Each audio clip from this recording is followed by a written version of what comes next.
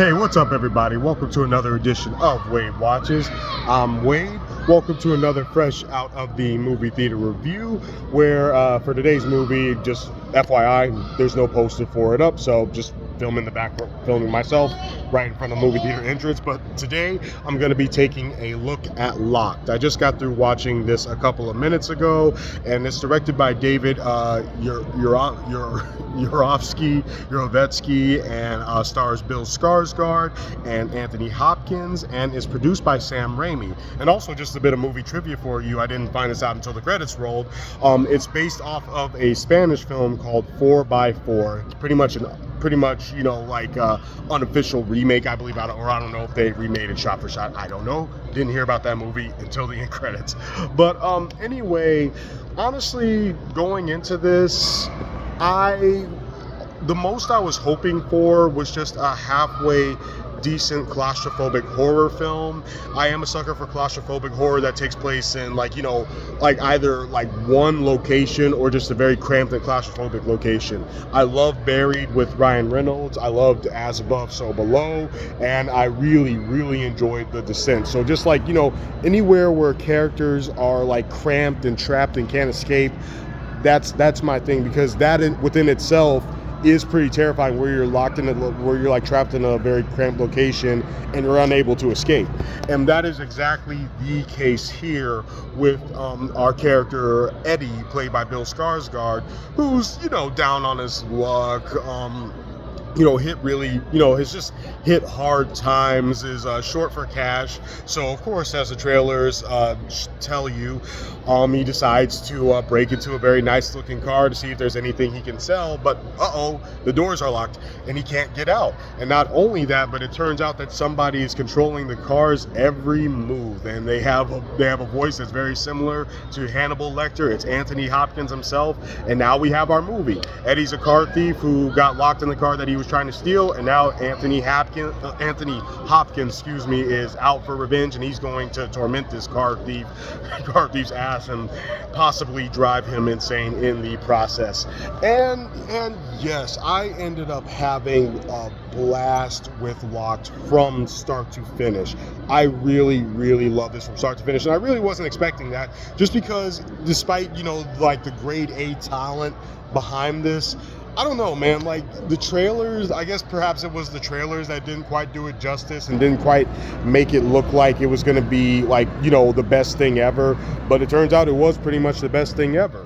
And what really works about this, what really sells this whole movie, is the fact that you do have a claustrophobic movie with pretty much just two characters on screen who are both really compelling, really fleshed out, and really forceful, powerful characters with powerful performances behind them. You have Eddie, who is not just a straight up criminal asshole who does what he does because he gets off of it. He's very sadistic. He does it out of desperation. And even with that, and I was kind of worried about this being the fact that this movie would basically be asking me to just feel sorry for some carjacker, some car thief, because honestly I have to assume that people who choose a life of crime always have a reason, whether it's a legitimate reason or it's something that they made up in their head to justify why they do what they do. So going into this, my chief concern was this movie asking me to feel sorry for some douchebag who broke into somebody's car, and it honestly doesn't for the longest time, until you get to that point where it's basically what the case is that Anthony Hopkins is just not letting up on this guy. Anthony Hopkins is out for blood, and he has a backstory too. He has a why to his cause, of course, and he's just tormenting Eddie. And there's even something he does where I was like, okay, Jesus Christ, man, I get it. I get your anger. I understand your rage, and yes, technically he broke into your car, but you're going way too far with this. So So really, that alone is pretty much the main reason why there did come that point where I felt sorry for Bill Skarsgård. Not because of I didn't feel sorry for him leading up to him breaking into the car. Didn't really even feel sorry for him once Anthony Hopkins said like, "Hey, I'm going to torment you for breaking into my car and I've locked you in."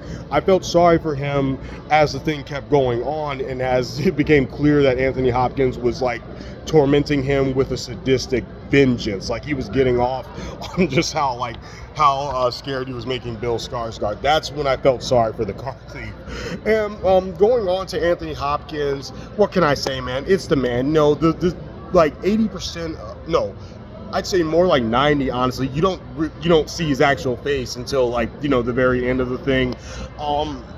It's just his voice, and it's like, wow, man. Wow, you will always have it.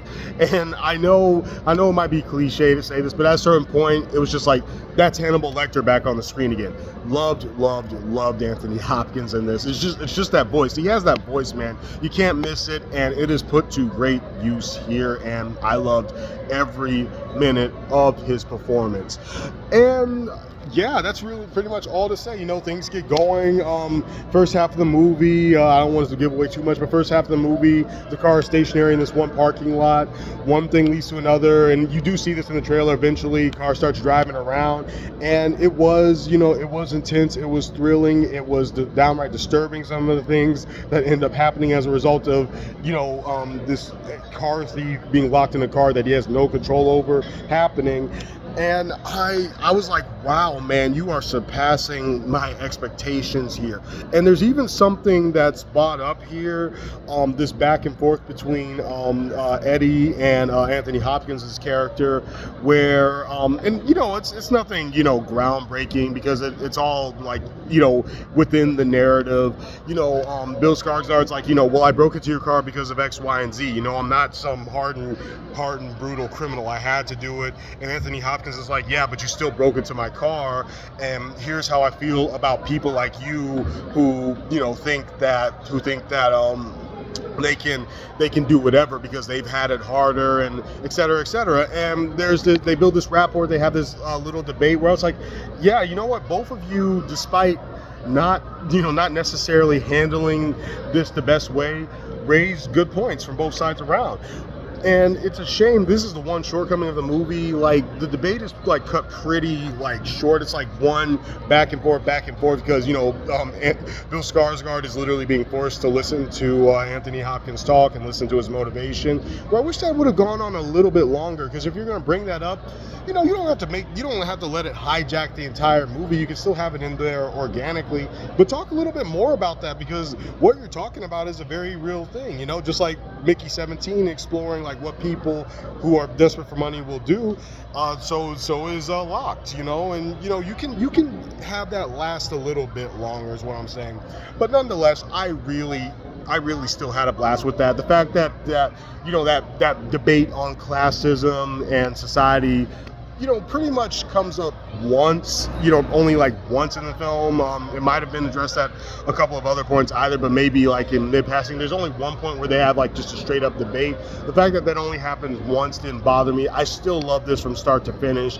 I still thoroughly enjoyed this thrilling, intense, brutal thrill ride. And wrapping it up, I am going to give Locked the first perfect 10 out of 10 of 2025. I love this movie from start to finish, and despite one thing they bring up not going on long enough for me, there's nothing else about this movie I would have changed. It's a perfect 90-minute long claustrophobic thriller with two powerhouse talents literally behind the wheel, and I loved it. 10 out of 10 for Locked. This has been another edition of Wave Watches, and I'll see you all next time.